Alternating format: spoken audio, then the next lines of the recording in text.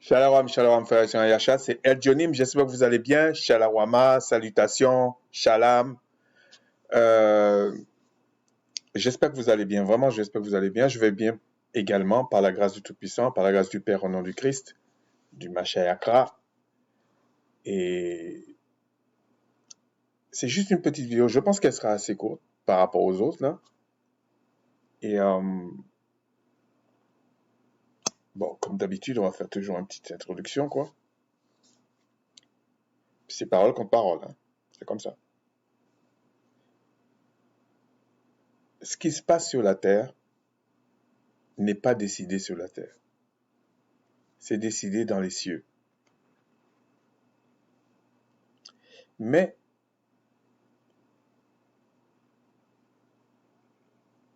il y a une partie qui participe au oui et une partie qui participe au non. Bon, pour ceux qui peuvent comprendre, comprenez. Si vous voulez, il y a une partie qui est dans l'affection du Père, et puis il y a une partie qui ne l'est pas. Très grande partie. Et je vous ai dit, l'enjeu, en fait, c'est l'Afrique. Peu importe la manière que vous le prenez, mélanoderme, kamite, israélite, parce qu'ils ont tout confondu, en fait. C'est ça le problème. Ça fait partie du stratagème pour tromper les gens. Mais dans la réalité, je vous ai dit, comme ça va sortir de plus en plus, ils vont commencer à essayer de dire, oui, ils vont le faire entrer dans le G20, ils vont faire ceci, ils vont aider là, ils vont donner de l'argent là, ils vont venir aider, ils vont faire ceci. Mais c'est fini. C'est ça le problème, c'est fini. Et s'il le faut, le Tout-Puissant enverra même ses messagers, pas des messagers des humains là, pour frapper. Ça va être comme ça. Parce que les malheurs et le bonheur, c'est ordonné par le Tout-Puissant. Contrairement à ce que les gens pensent, c'est ordonné par lui. Et il a donné tous les pouvoirs à son fils, le Christ, le Mashiachra.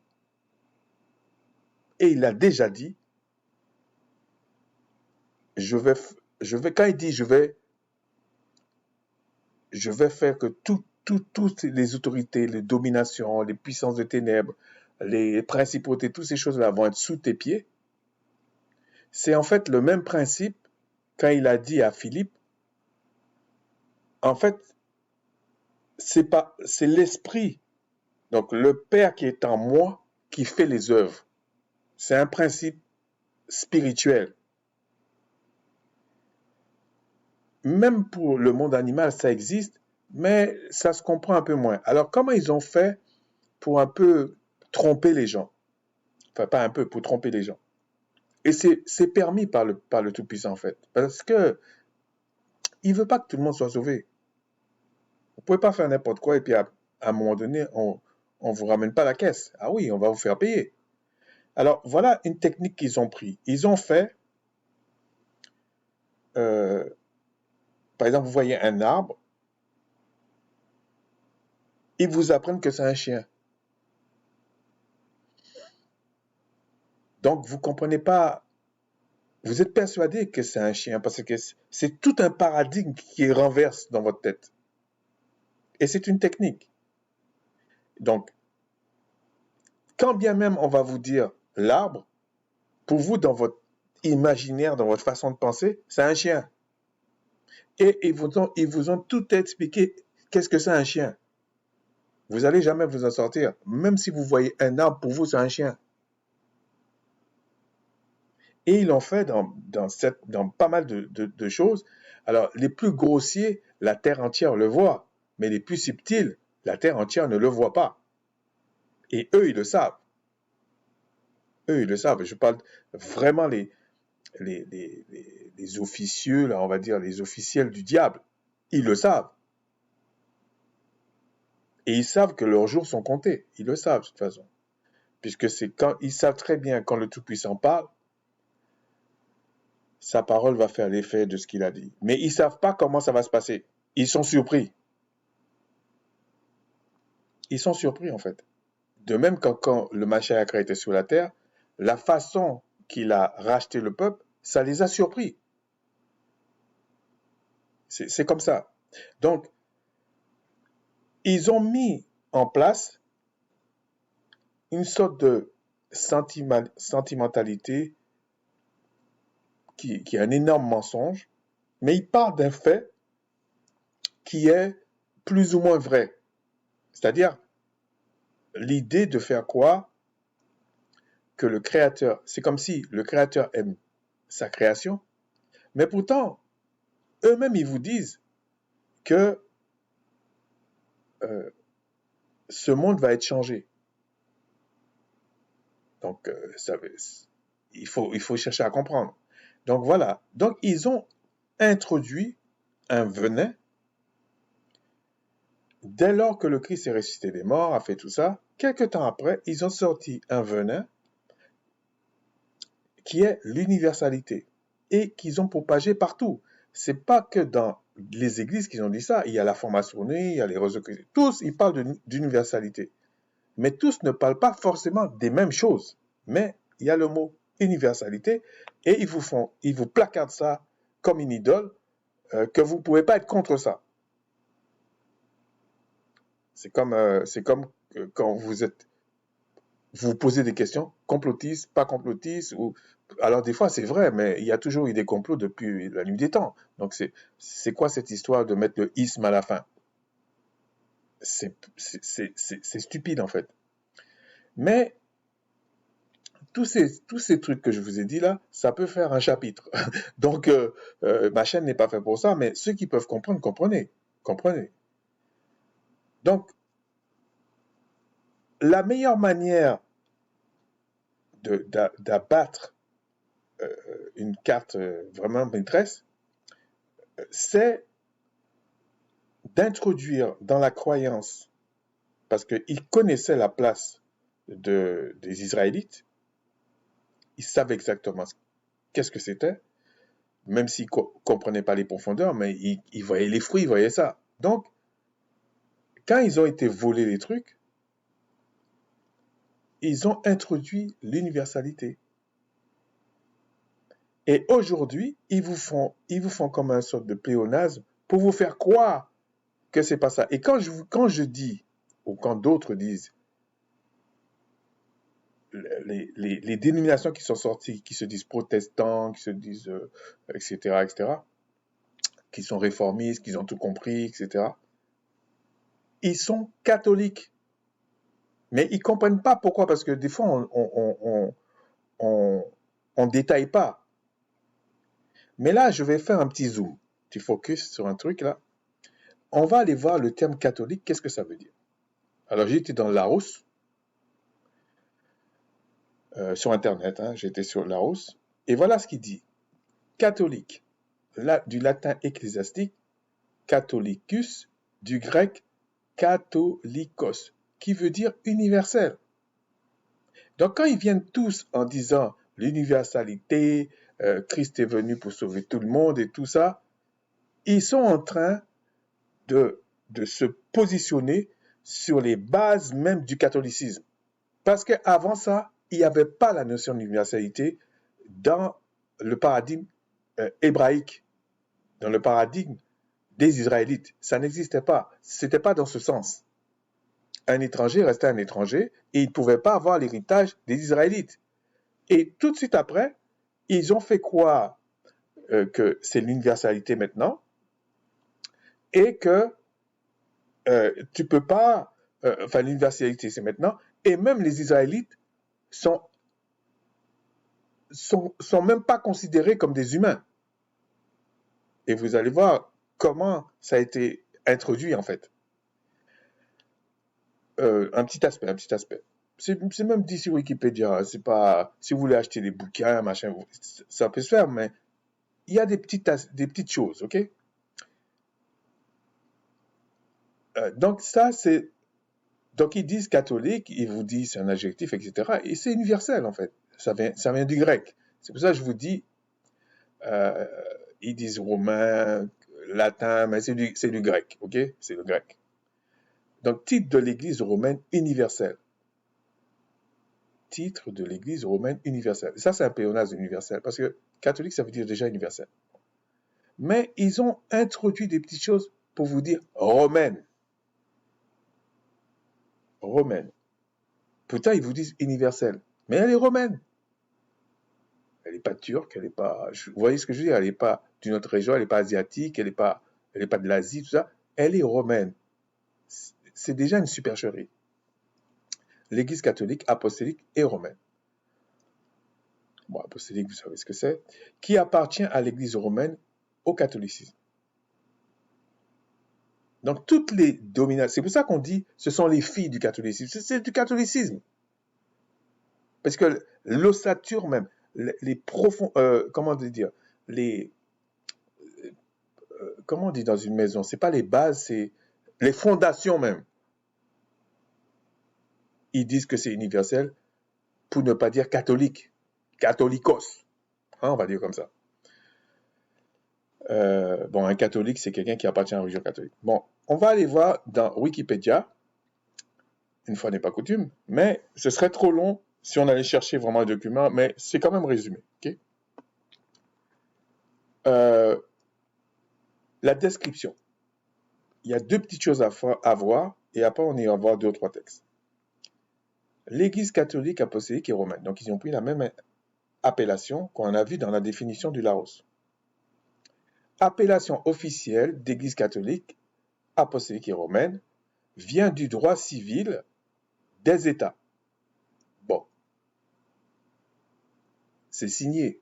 Depuis quand le Créateur travaille avec... C'est pour ça qu'ils viennent, ils vous disent, même les filles là vous disent, oui, mais il faut obéir aux autorités. Mais c'est pas dans le sens du Créateur qu'ils font ça. C'est pas dans le sens que c'était écrit à l'origine. C'est pour faire ce truc-là. Okay? C'est un peu la même chose qu'ils veulent faire rentrer aujourd'hui l'Afrique dans le G20, considérer que ça peut... Mais l'Afrique est hyper riche. Elle est pillée, elle est violée, elle est agressée. Et la guerre de l'Afrique aujourd'hui, c'est contre les agresseurs. Ils vous font quoi qu'il y a des terroristes et machin? Mais ça va s'arrêter. C'est parole contre parole. Et tout le monde va se faire dévoiler. Et ils vont tous trouver des excuses, mais ça ne va pas marcher cette fois-ci. C'est comme ça. Et il continue. Elle est utilisée dès la fin du XVIe siècle.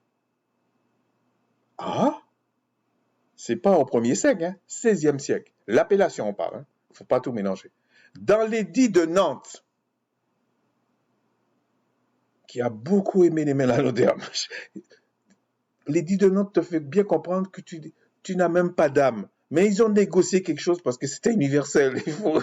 Il faut les ramener, les chiens. C'est comme ça. Okay? C'était pas par hasard quand j'avais dit les arbres et les chiens.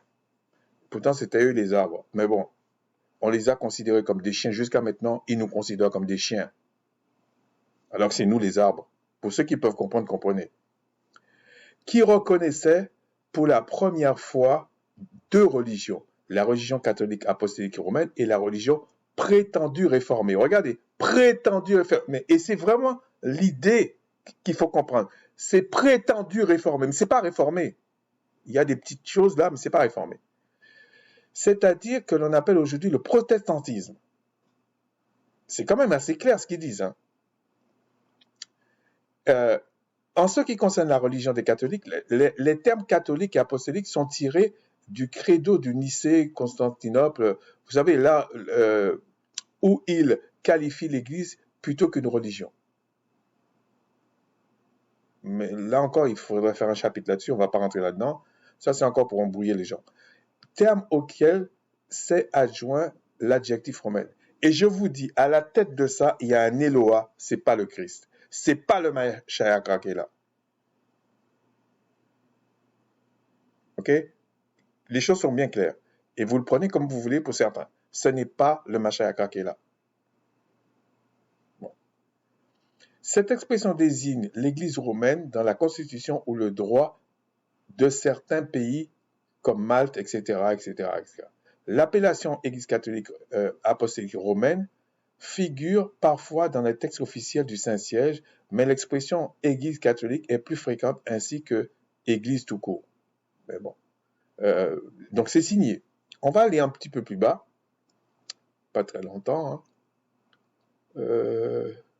Signification du terme catholique. L'objectif catholique vient du grec, bon, à mon avis, c'est catholique, oh ben, il le dit, catholicos, signifie universel. La définition du Larousse dit ça, eux, ils disent la même chose, et allez dans les livres, même anciens, vous allez voir que c'est universel. Bon. Alors, quand les gens viennent, ils vous disent, Christ est venu pour le monde entier, c'est universel et tout, je vous dis, ils sont dans la franc-maçon, grec, romain, c'est toujours la même sauce. C'est toujours la même sauce, ok? Le terme a commencé à être employé pour qualifier l'Église au début du IIe siècle, ok? IIe siècle. C'est quand même 2 siècles, hein? Quand ils avaient déjà mis la main sur les écrits et tout ça, ils avaient déjà corrompu, ils avaient déjà fait du mal. Il faut lire ça, il faut lire ça. Le prétexte kata, ouais, c'est kato, signifie par ou selon, tandis que l'adjectif holos signifie tout ou entier. Donc, ils ont, déjà, ça devrait vous faire mettre la puce à l'oreille. Ce terme n'est qu'en grec. Vous voyez? Ils n'ont pas, d'ailleurs, même Ecclésia, ils n'ont pas pris synagogue, machin. Non, non, non, ils ont pris Ecclésia. Donc, il faut bien comprendre ce qu'ils font. Chez Aristote, bon, ils parlent de leur truc là, Nouveau Testament, non pas pour qualifier l'Église, mais simplement comme adverbe signifiant absolument, totalement ou complètement. Bon, je vais prendre parce que j'ai été trop vite. Des fois, on pense en grec classique, katholikos, logos, signifie lieu commun. Okay? Pour logos, maintenant vous comprenez qu'est-ce qu'ils essaient de dire logos. Hein? C'est comme si c'est la semence même. Vous démerdez. Lieu commun. L'adverbe katholiko est aussi employé selon l'usage courant dans le Nouveau Testament, non pas pour qualifier l'Église, mais simplement comme adverbe signifiant absolument, totalement ou complètement. Il leur définir absolument de parler, il est défendu, pardon, il est défendu absolument de parler et d'enseignant au nom de Christ. Au nom de Christ. Bon, après, il prend 4, 18, j'ai pas été... il prend le chapitre 4 et le 18. Vous comprenez pourquoi ils ont fait sauter le verset 21 dans le grec moderne. Bon, on va pas rentrer. Après, il dit, ce mot se trouve dans le symbole de Nicée adopté en 381 et qui proclame, je crois en l'Église, une sainte catholique et apostolique. Ça n'a rien à voir avec le paradigme hébraïque, ok? Ça n'a rien à voir. Cette profession de foi, on va voir au niveau de la foi, qui est le symbole des apôtres. La plus importante, c'est ceux qui disent de l'ancienne Église. Déjà, on vous dit de l'ancienne Église. Hein. C'est signé, il faut décoder. Hein. Et depuis des siècles, le credo de toutes les liturgies, de sorte que des chrétiens de toutes les églises, même lorsqu'elle commencera le temps des divisions confessionnelles, déclareront croire en l'Église catholique. Catholique, malgré les divisions. Indépendamment du fait que leur confession soit ou ne soit pas exclusivement désignée comme catholique. Bon, je reprends cette phrase-là. Indépendamment du fait que leur confession soit ou ne soit pas explicitement désignée comme catholique. C'est clair, dans l'usage courant ou dans les textes officiels. Bon, après, il faut regarder. Et puis, il faut bien comprendre que des fois, il y a des gens qui parlent, ou par la grâce du Seigneur, on le dit. Ne croyez pas, parce que soit c'est la vérité ou c'est le mensonge. Et c'est parole comme parole. Si c'est le temps, vous allez vous faire broyer en face.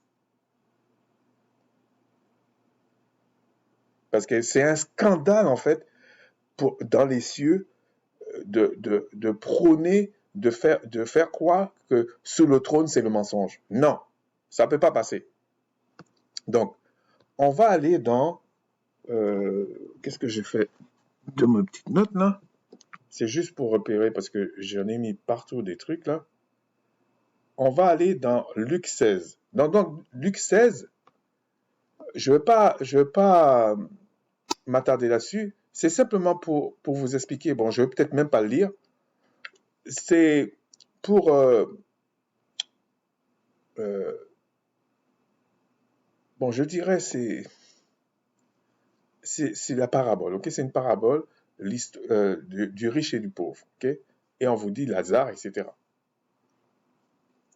Mais ce qui est intéressant, c'est que Lazare se retrouve dans le sein d'Abraham, mais pas le riche. Mais tout ça, quand même, c'est le séjour des morts.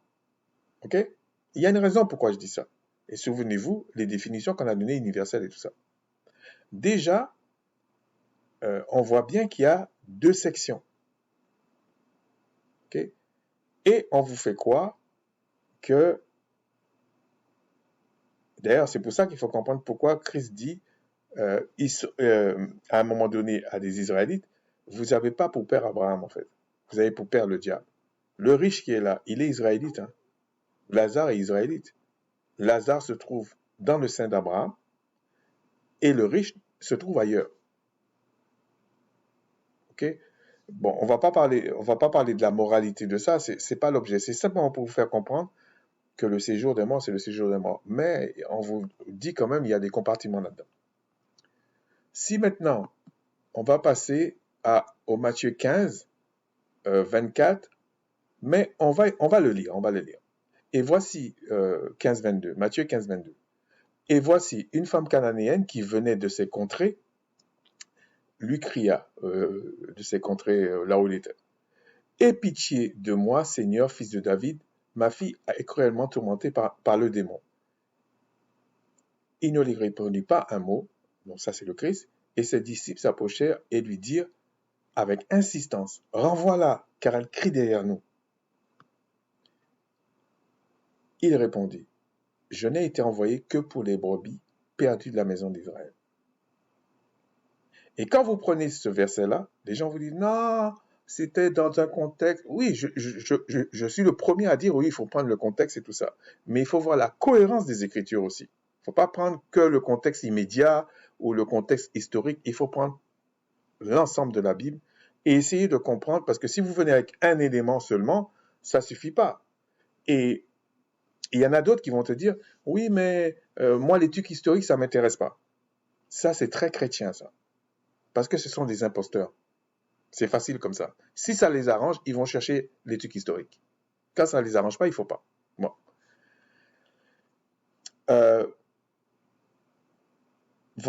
Verset 25. Mais elle vint se prosterner devant lui, donc devant le Christ, disant, Seigneur, secours-moi. Pourtant, c'était sa fille. Bon, ça, c'est un autre domaine. Il répondit, il n'est pas bien de prendre le pain des enfants pour le jeter aux petits chiens. Okay. Oui, Seigneur, dit-elle, mais les petits chiens mangent les miettes qui tombent de la table des maîtres. Alors, le Christ lui dit, femme, ta foi est grande, qu'il te soit fait comme tu veux. Et alors même, sa fille fut guérie. Ça ne veut pas dire que cette femme avait la semence du oui. C'est pas ça qu'elle a. J'essaie de vous montrer, les Écritures vous disent tout, en fait. Elle avait la foi. Et les chrétiens vont prendre ces passages-là pour vous faire croire, quand Christ a été admiratif de la foi de cette femme, c'est-à-dire qu'elle avait la foi de la semence de la bonne terre. C'est parce que le texte ne dit pas ça. Il dit pas ça. Christ reconnaît qu'il y a la foi. Mais je vous dis, dans le oui, il y a la foi, dans le non, il y a la foi. Oui, parce que c'est une loi. Et c'est le Tout-Puissant, le Très-Haut, qui, comment je peux dire, qui nourrit ou qui, on peut dire manifester, mais on va dire qui, oui, qui nourrit, qui est l'essence du oui, qui est l'essence du non.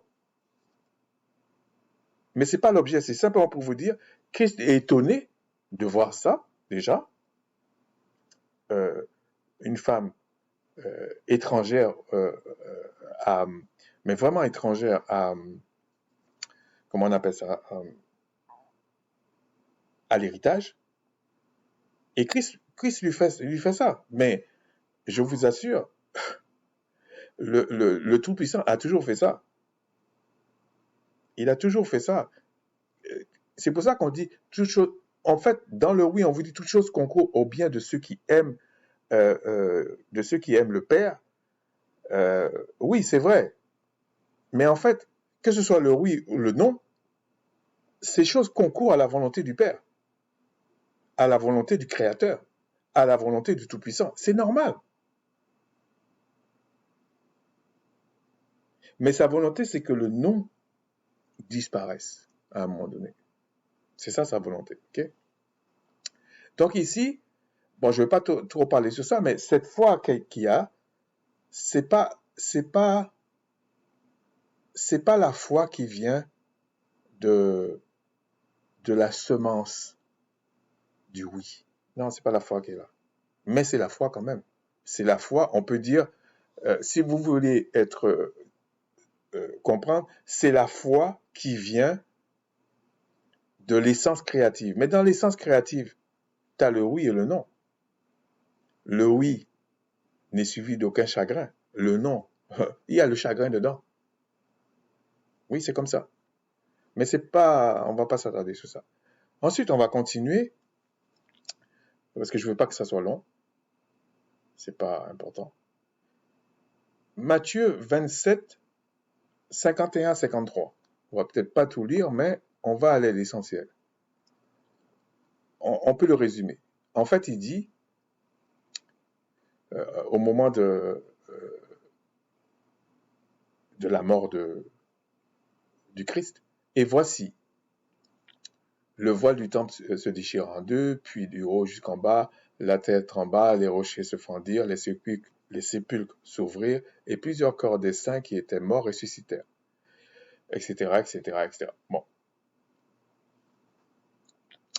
Étant sortis des sépulcres, après la résurrection du Christ, ils entrèrent dans la ville sainte et apparut un grand nombre de personnes.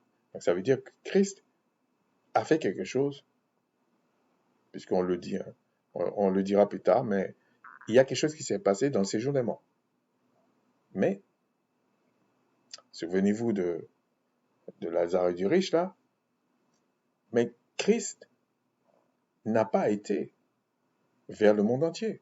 Et on est correct avec ça.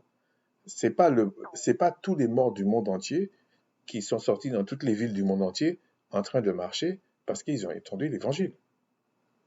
Jusqu'à là, on est d'accord. Okay? Ce qui ne va pas parce que l'histoire du riche, Lazare et le riche, on peut dire que c'est des Israélites. Mais là, puisqu'ils disent que c'est universel, puisqu'ils disent à partir de ce sacrifice, c'est devenu universel. C'est pas vrai. Okay?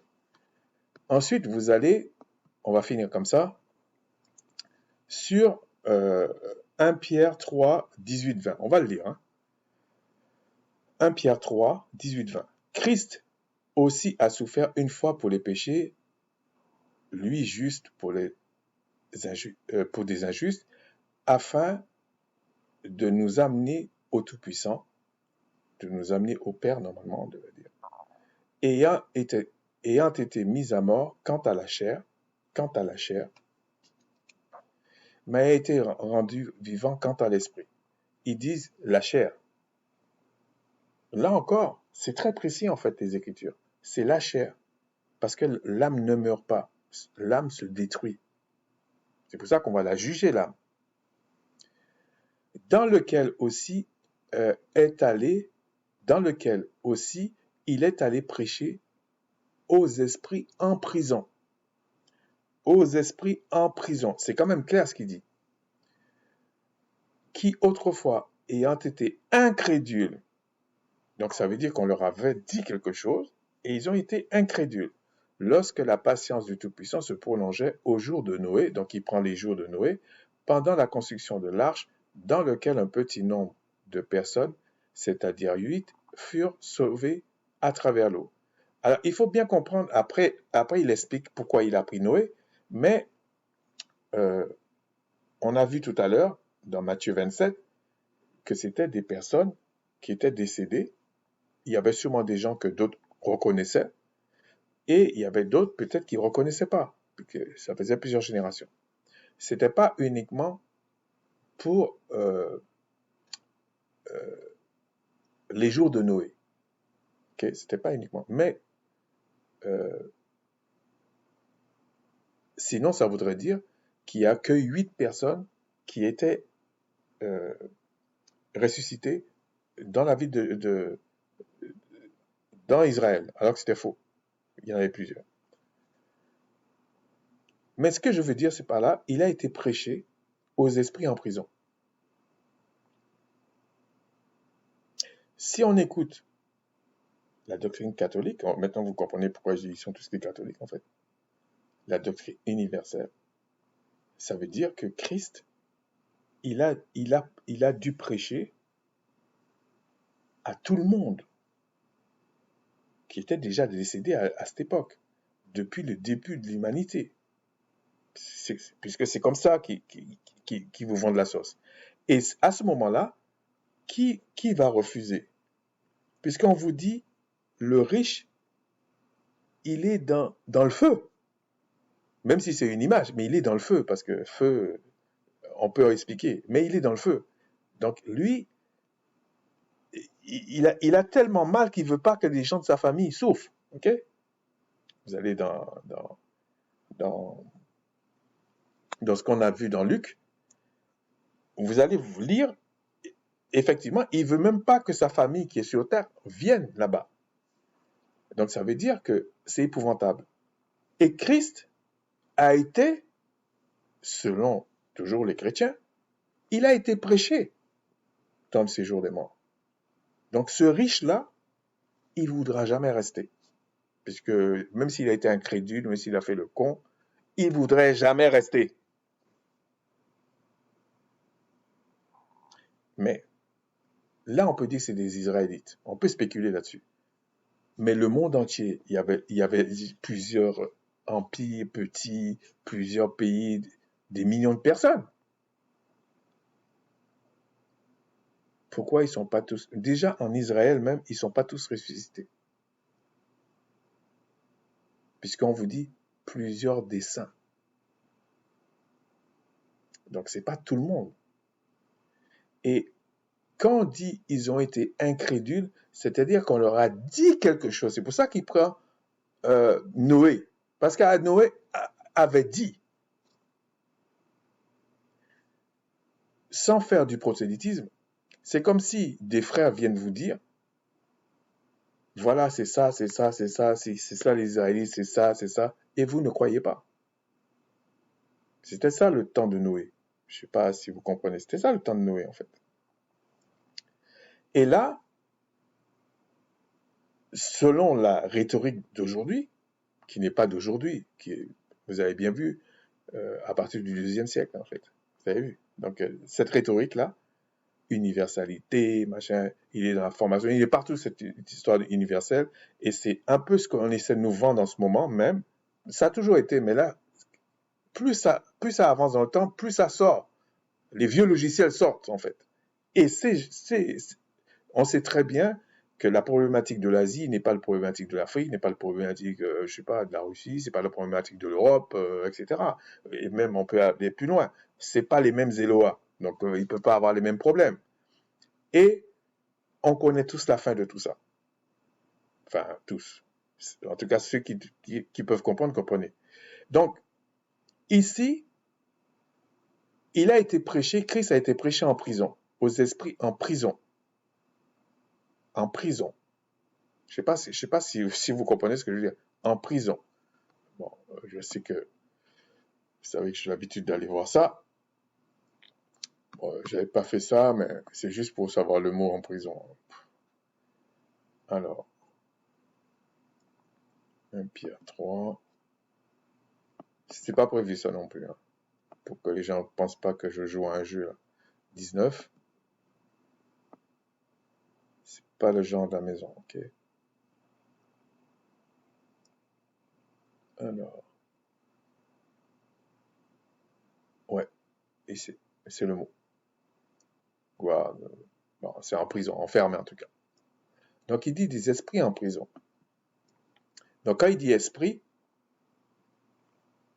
il faut comprendre, il y a l'âme, mais c'est pas l'objet. En tout cas, ils n'ont pas la chair. Vous comprenez? Donc ça veut dire qu'ils sont vraiment décédés. Ok. Et il va prêcher là-bas. Il n'a pas prêché, j'insiste là-dessus.